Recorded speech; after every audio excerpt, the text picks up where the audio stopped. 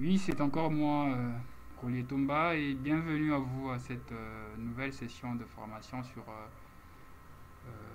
le logiciel PLSCAD. Alors, sur votre demande, nous avons décidé d'organiser une nouvelle session. Alors, ne pouvons pas se réunir physiquement, nous avons décidé de le faire en ligne, puisque avec l'évolution exponentielle de la pandémie à coronavirus, donc nous pousse à respecter les gestes barrières. Alors, aussi, dans notre façon de travailler, nous avons décidé de le repenser et afin de vous fournir ce qu'il y a de mieux ou d'essentiel sur PLSCAD. Alors, comme vous le savez bien, parce que c'est pas la première fois que nous travaillons ensemble, nous proposons de formations personnalisées sur PLSCAD ainsi que ses modules. Le premier module, le pôle, qui est consacré à la conception de poteaux.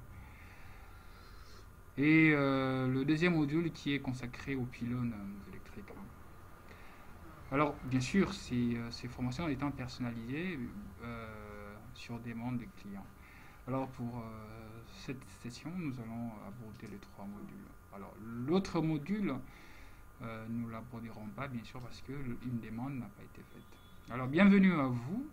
Pour cette session de formation, nous allons aborder un certain nombre de points que nous allons vous présenter de la manière suivante. Alors, le premier point que nous allons aborder durant cette formation, bon, il est prévu que cette formation ait lieu pendant 4 semaines. Et bien sûr, au rythme que nous avions défini ensemble. Alors, le premier point, nous allons aborder l'intégration des données dans le logiciel. Alors, comment est-ce que les données sont intégrées? Quelles sont les données dont on a besoin?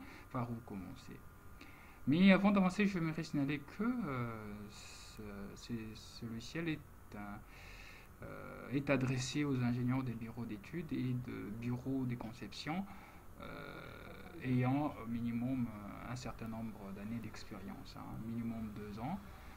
Nous supposons que certains aspects de conception sont maîtrisés, de telle sorte que nous puissions avancer et non pas redonner un cours complet de conception de lignes électriques. Donc ce n'est donc pas l'objectif de cette formation.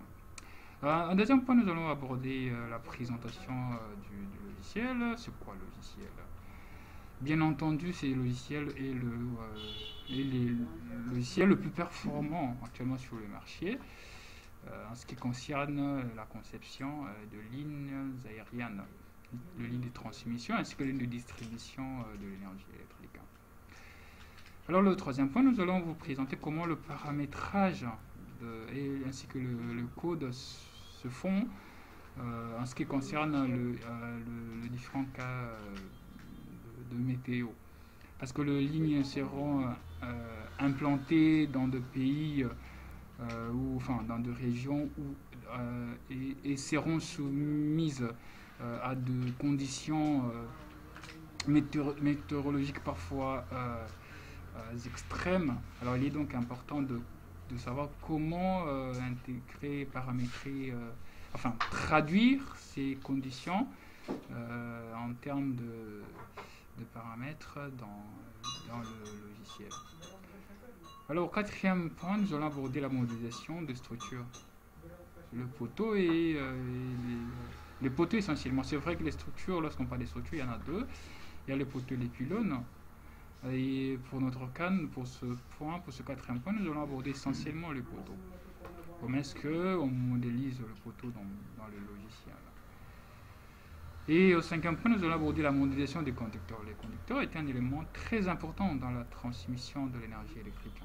Alors nous allons voir comment est-ce que nous pouvons modéliser les conducteurs.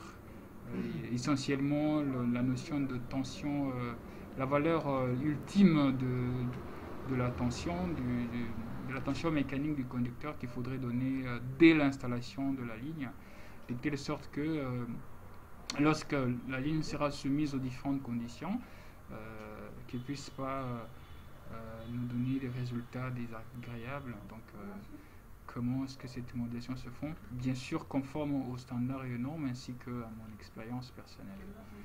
Bon, ici le chapitre 6 et 7 consacré à la conception des lignes de transmission et les distributions. Ici, nous présentons le principe fondamental ainsi que les normes. Comment est-ce que la conception est faite? Alors, pour ce chapitre, nous irons très vite parce que la majorité des ingénieurs participant à cette formation sont des ingénieurs expérimentés. Donc, d'ailleurs, beaucoup d'entre vous ont plusieurs années d'expérience plus que moi. D'accord. Alors, puis, nous allons voir l'analyse des notations, très importante. Et puis, enfin, nous allons voir la mise à niveau de lignes dans PLSQL. Alors, c'est ça le cheminement de cette formation. Elle est bienvenue à vous, encore une fois, Olivier, Tomba. Et à très bientôt pour déjà notre premier chapitre. Et nous vous remercions pour cela. Et voilà. Donc, ça, c'est à quoi ressemble un profil de notre ligne que nous sommes en train de...